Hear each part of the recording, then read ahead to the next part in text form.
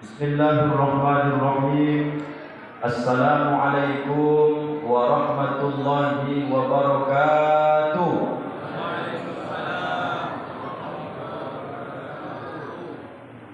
Alhamdulillahi rabbil alamin.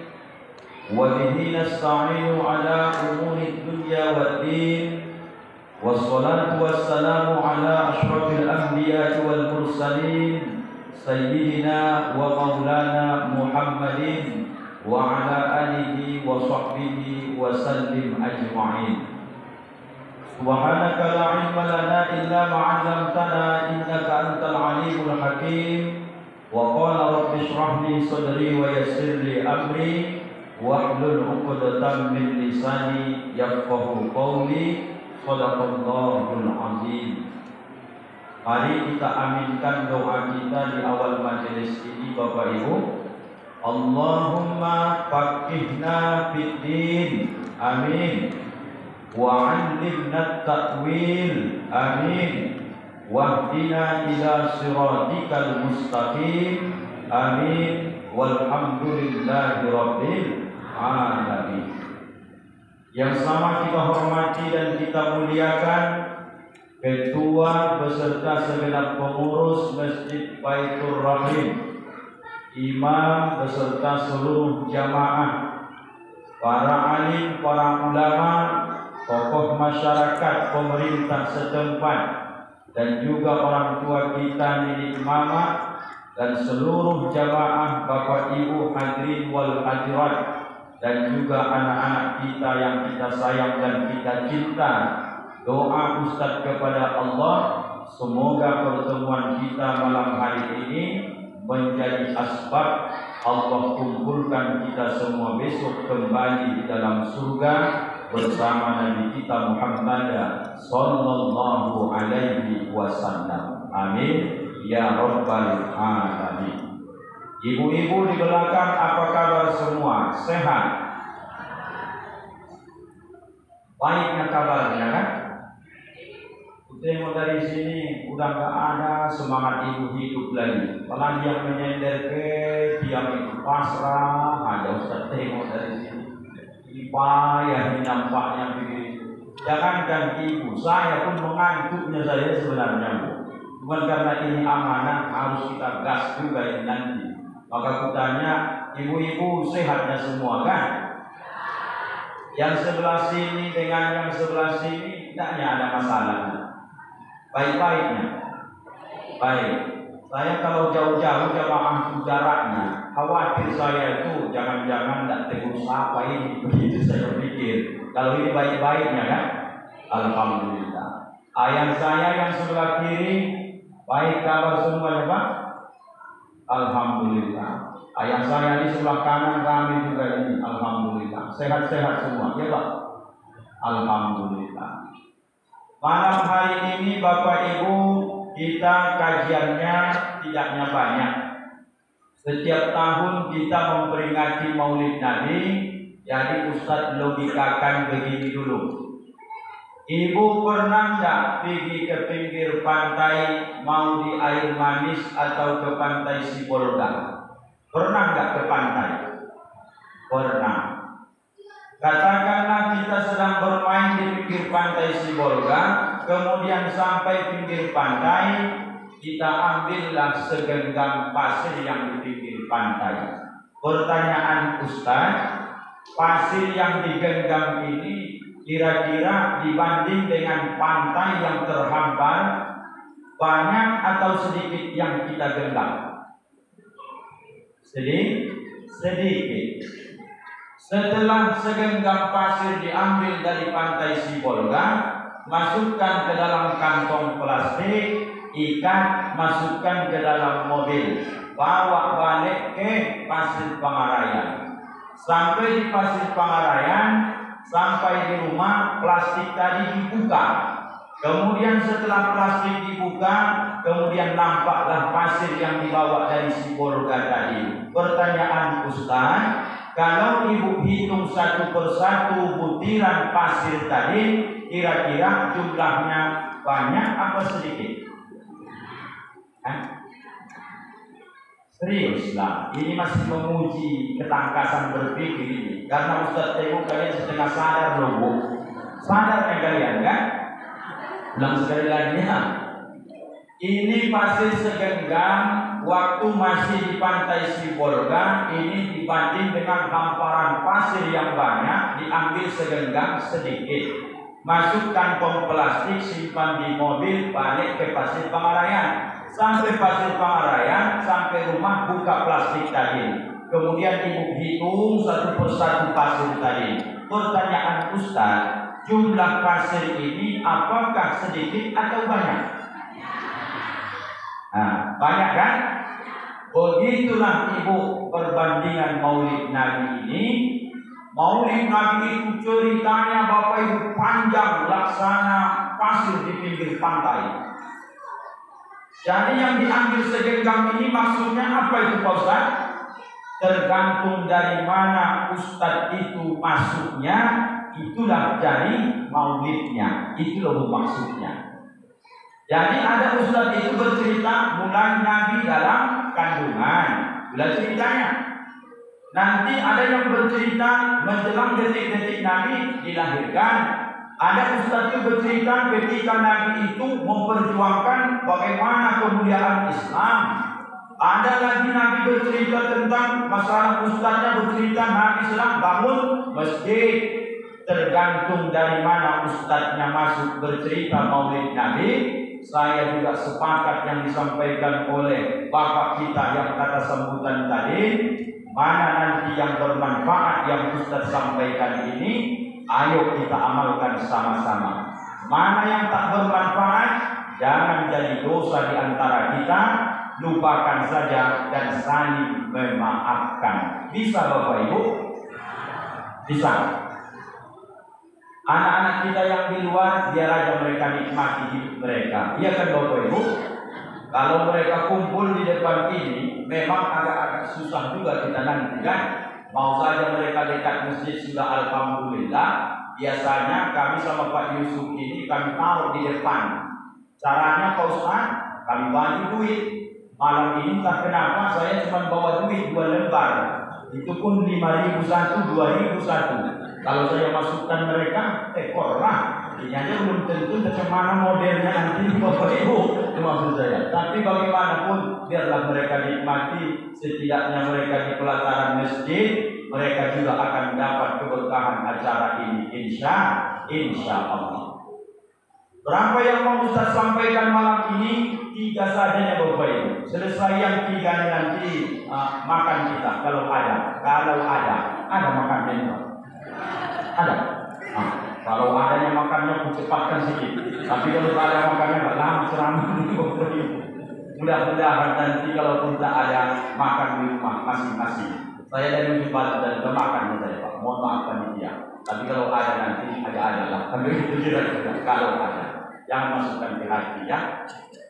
Bapak Ibu yang dimuliakan Allah, yang pertama Rasulullah itu kenapalah menurut ibu dalam hadis riwayat Imam Ahmad mengumpamakan orang beriman itu seperti seekor lebah. Apa makna ucapan Rasulullah yang sangat mulia ini? Sehingga hari ini kita mulai berpikir, kok bisa-bisanya Rasulullah bandingkan kita orang beriman dengan hewan? Tapi tergantung dari mana kita sudut melihatnya. Apa yang istimewa dari lebah ini rupanya Pak Ustaz? Yang pertama kajian kita Bapak Ibu, lebah itu berbeda dengan kambing, berbeda dengan sapi, berbeda dengan makhluk lain. Karena lebah ini nomor 1 ditakdirkan Allah, lebah tidak pernah mau makan kecuali yang baik-baik. Itu maksud Nabi. Nah, mau kita bedah nomor 1. Kalau orang sudah mencontoh hidup lebah, bandingkanlah lebah dulu dengan kambing. Lebah karena yang dia makan, yang dia hisap saripati bunga, maka ending cerita nanti yang dikeluarkannya pun baik-baik, namanya madu. Ibu suka nggak minum madu? Ada resepnya loh Bu. Kalau ibu-ibu yang kurus-kurus, ibu agak seringlah minum madu supaya ibu gemuk sedikit. Bagaimana dengan kami Pak Ustaz yang sudah gemuk bahkan bergemuk-gemuknya? Ibu siap-siap di madu supaya ibu makan hati, kurus ibu besok. Biasanya begitu. Tidak usah dengarkan, itu bercanda saja. Jadi maksudnya, Pak Ustaz ya, kalau lebah itu makan yang baik-baik, yang bagus-bagus, yang kedua juga nampak yang bagus, apa maksud Rasulullah mengisyaratkan orang beriman? Karena makanan orang beriman itu tentu sangat pengaruh dengan perilakunya sehari-hari. Mohon maaf, saya yakin orang Pasir Pangarayan ini, jamaah Masjid Baitur Rahim ini, tidak ada lagi di sini yang kita langsung makan haram secara zat. Tidak ada lagi saya tengok. Maksud Ustaz, tidaknya ada orang yang beriman ini lagi mau makan, mohon maaf, daging babi umpamanya. Itu kan haram secara zatnya Bapak Ibu. Udah lulus kita ini nomor 1 nih. Jangankan makannya, nengoknya saja pun langsung jijik kita. Nomor 2 ini khawatir kita. Orang beriman memang tidak makan haram secara zatnya, tapi orang beriman bisa saja makan zatnya halal, tapi ikhtiar mendapatkan sesuatu yang halal dengan cara yang haram.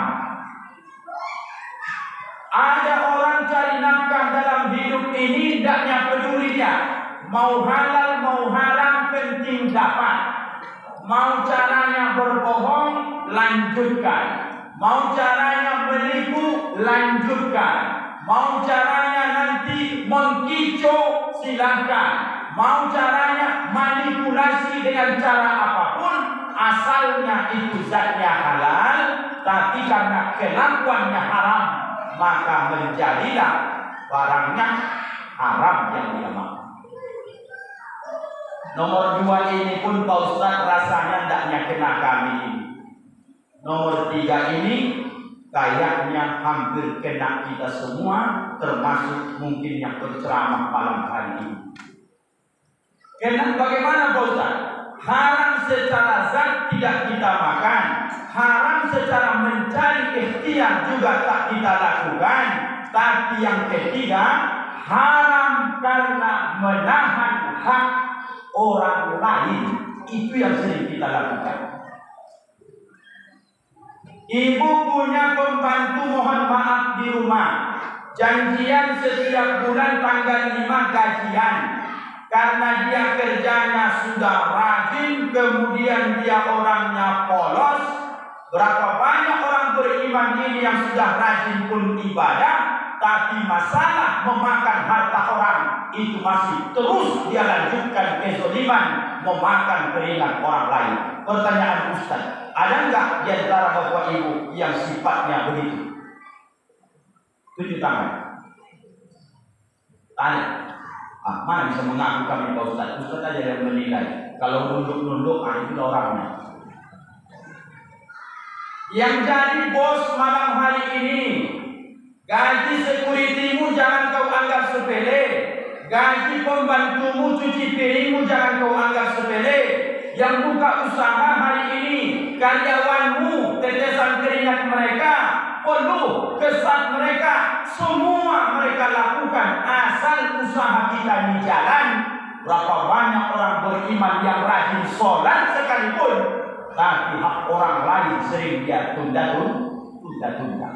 Tanya sekali lagi Bapak Ibu, ada enggak Bapak Ibu dapatkan orang begitu? Ada atau tak ada? Ada. Sebelah mana dia duduk Pak? Gak datang dia. Sampaikan titik pesan ini berbahaya ini. Pak Ustaz, rasanya sekuritiku tetap kubayar tepat waktu. Alhamdulillah. Yang cuci piring, pembantu di rumah, mohon maaf, tepat waktu Pak Ustaz bayarkan gajinya. Alhamdulillah.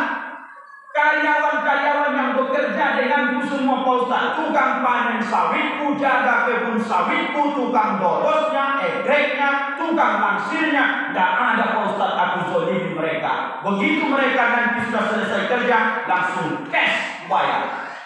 Karena perintah agama, bayarlah upah orang sebelum keringatnya kering. Itu bermakna Bapak Ibu, bukan berarti kering dulu baru bayarkan, bukan itu. Maksudnya jangan kau tunda-tunda. Ini kadang awak yang sudah punya hak, kerja awak mati-matian, awak minta duit awak, apa kata dia? Bekolah katanya. Allah Akbar. Ya kalau beko benar kau buat bayarnya, mantaplah ya kan? Ayo beko kan? Beko yang ambil pasir itu, bukan 500 juta satu itu. Ibu kerja sama orang, gajimu 1 juta, tuntut sama dia. Bu, gajiku yang 1 juta belum dibayar, udah 3 hari udah menunggak. Beko lah kata dia, minta beko itu. Ustaz, itu pun alhamdulillah, tidaknya kami lakukan. Yang paling mengkhawatirkan cabang dari yang nomor 3, ada orang ini memakan harta haram tak dilakukan langsung, ikhtiarnya juga tak dilakukan langsung, memakan keringat orang pun tak dia lakukan. Tapi yang dia lakukan Bapak Ibu, menahan harta orang, dia anggap harta dia sendiri. Apa maknanya Pak Ustaz? Banyak hartanya tidak pernah dikeluarkan zakatnya. Ibu tanya dulu, pandainya ibu menghitung harta kekayaan ibu, apakah dia wajib zakat atau tidak? Jangan-jangan selama ini taknya pernah ibu bayar zakat, memang ibu taknya pernah memakan harta orang mengambil, tapi zakat yang tak ibu keluarkan sama saja 2,5%. Ibu sedang menahan harta 8 asnaf, terutama innamas shadaqatu lil fuqara wal masakin. Ibu tenang-tenang saja, yang kupanen Pak Ustaz sawitku, kontrakanku aku ngutip duitnya, rukoku sewanya ku ambil. Tetapi Bapak Ibu, dia merasa nyaman, tenang, dia pikir dia tak berdosa, padahal hartanya jatuh haul dan nisab 2,5% tiap tahun tak pernah dikeluarkan, makan haram orang ini, maka dia anggap dia tak mengganggu orang lain. Pertanyaan Ustaz, biarpun kita tidak terlalu paham dengan agama ini, tidak pun sekolah kita, kalau makan harta orang lain, kira-kira Bapak Ibu itu salah atau benar? Salah. Kira-kira kalau memakan harta fakir miskin itu hukumnya halal apa haram? Allahu Akbar. Malam ini Bapak Ibu jangan bermain-main tentang masalah zakat, karena kaitannya lepas memakan yang baik, dia akan mengeluarkan yang baik. Artinya orang Islam kalau dia makannya nanti haram, maka kemudian sesuap nasi dia masukkan ke mulutnya yang haram. Berapa tadi Pak Ustaz zakatnya? Mestinya sedikitnya diminta agama ini Bapak Ibu yang dimuliakan Allah. Berapa Pak Ustaz? Bandingannya Bapak Ibu berdiri menghitung zakat itu nanti kalau bulan. Orang tua kita di sini, kantor Basnas dekat juga di situ, hidupnya zakat di sini, tapi banyak orang yang tak peduli dengan zakat. Pada akhirnya nanti di hari kiamat, heran dia ketika catatan datang. Kenapa aku ada makan haram di tiap tahun mereka? Padahal aku dulu di dunia tidak pernah merampok, tidak pernah aku manen sawit orang, tidak pernah aku zolimin orang, gaji karyawan semua aku bayar. Mana di catatan kau ada makan haram? Kata malaikat, hartamu ada di dalamnya harta orang lain, tidak kau keluarkan, tidak kau salurkan, namanya zakat. Berapa Pak Ustaz? Bagaimana cara menghitung zakat itu? Pahami 2 saja, selesai urusan. Apa yang 2 ini Pak Ustaz? Istilah fikihnya yang pertama adalah haul. Haul itu, harta itu dimiliki selama 1 tahun.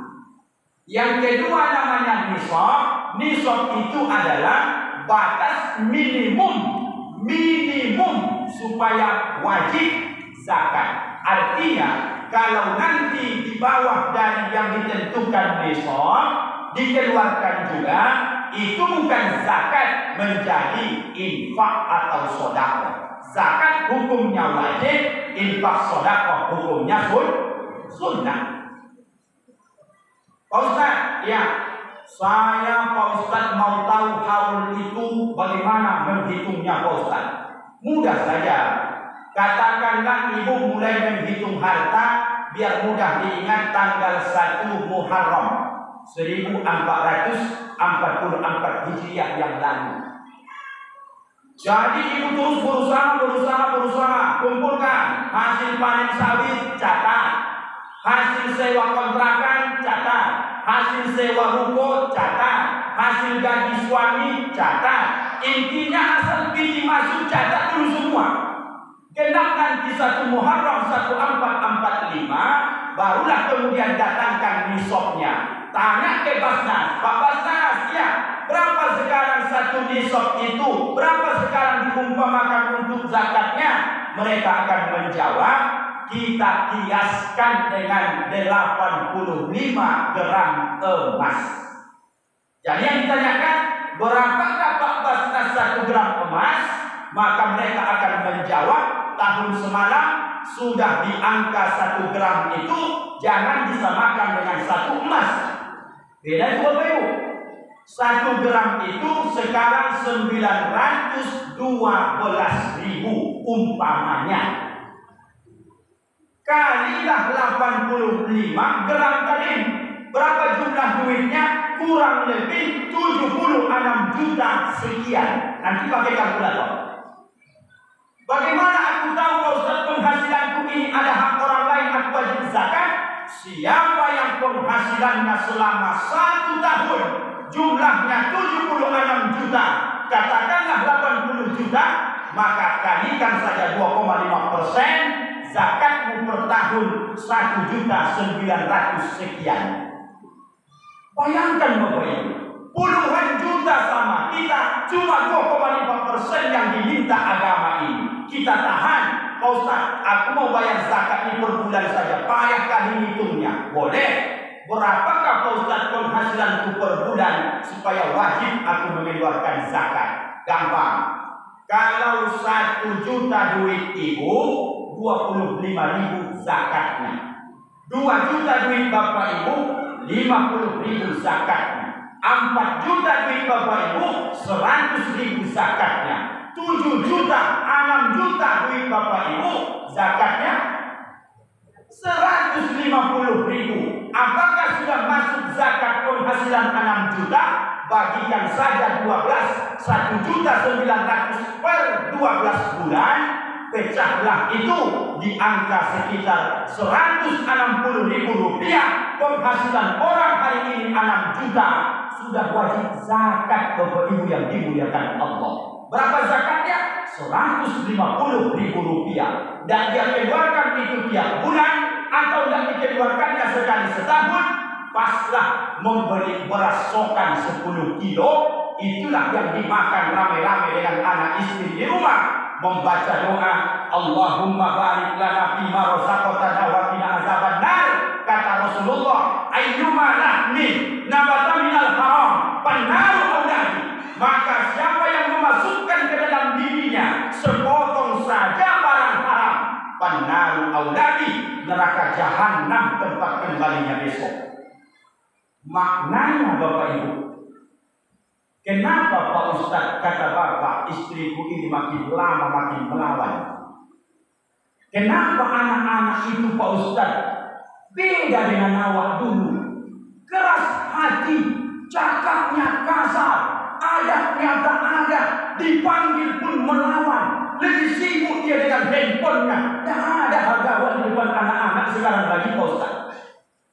Jangan salahkan binimu wahai suami. Jangan salahkan anakmu wahai bapak dan ibu. Tapi malam hari ini kita momentum Maulid Nabi. Kenapa anak itu melawan? Diantar ke pesantren tak mau suruh baca Quran lari, disuruh mengaji melawan. Apa yang menjadi permasalahan malam hari ini? Jangan salahkan mereka karena mereka tak tahu menahu. Mestinya kau introspeksi diri malam hari ini. Ya Allah, apa yang sudah kusuapkan ke mulut anak-anakku sehingga kasar perilakunya sampai hari ini. Dipikirkan itu Pak. Asal melawan anak awak itu Pak, persis kau macam omakmu. Itu pula dibilangnya. Kedengaran sama omaknya. Sifat abang itu sifat abang, bukan sifatku itu katanya. Kolaborasi sifatmu dengan sifatku, maka inilah jadinya, biar adil katanya.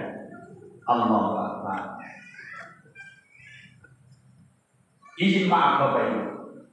Hanya 150.000 tadi barang haram ini tanpa terasa kita nikmati terus menerus karena tak bayar zakat. Lalu masuklah, katakanlah ini makanan ke mulut, biar tahu alur ceritanya. Setelah masuk ke dalam perut, diolahlah sama lambung tadi. Tentu sebahagian jadi kotoran, mohon maaf, sebahagiannya menjadi darah dan menjadi daging. Kita ambil yang mudah dipahami saja. Setelah barang haram ini berubah di jantung menjadi darah, berdeguplah jantung tadi, dia semprotkanlah pertama kali darah itu ke otak. Setelah dari otak menyebar ke mata, ke telinga, ke hidung, ke mulut, ke tangan, ke sekujur tubuh. Apa kesimpulannya Pak Ustaz? Kalau sudah di badannya mengalir barang haram, tidak akan pernah bisa dia melakukan ketaatan karena yang haram dengan yang halal kata Nabi tidak akan pernah bisa berjumpa. Dalil Ustaz dalam hadis Arba'in Nawawi. Wa innal halala bayyin, yang halal itu kata Nabi jelas. Wal haram bayyin, yang haram itu juga jelas. Di antara yang halal dengan yang haram mutasyabihat. Mutasyabihat itu diragukan, samar-samar. Maka kalau Bapak Ibu sudah mengaji, yang subuhat jangan ambil, yang haram tinggalkan. Karena yang subuhat pun lebih dekatnya kepada yang haram. Apa contoh subuhat Pak Ustaz? Ibu pulang pengajian maulid malam ini, nampak duit 50.000 di dekat kamar mandi. Kira-kira ibu ambil atau tidak? Ibu ambil tak? 50.000. Kata ibu, enggak Pak Ustaz. Dia lagi, dia orang yang ambil nanti. Kalau 1 juta, bikin ibu balik kan? Rupanya dalam amplop kuning Pak Ustaz. Saya rasa 10 juta itu Pak Ustaz. Ibu ambil atau tidak? Goyahlah iman tadi berperang. Kata nafsu, halalnya itu kan tidak jelas siapa yang punya. Kata iman, jangan kau ambil. Gara-gara kau ambil nanti duit itu hilang, nanti duitmu lebih banyak dari itu. Berperang mereka. Maka yang halal yang haram tidak akan pernah ketemu, selalu berlawanan. Biarpun kasar, tapi dengarkan saja Bapak Ibu ya, nikmati saja ya. Kenapa Pak Ustaz azan pun di masjid? Ustaz Rangkuti tadi sampai azan bisa berkumandang Allahu Akbar. Tidak ada bedanya macam azan di Islam itu lagi.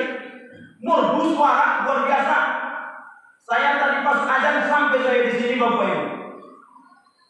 Kenapa orang mendengar azan tidak tersentuh hatinya untuk datang melangkah ke masjid?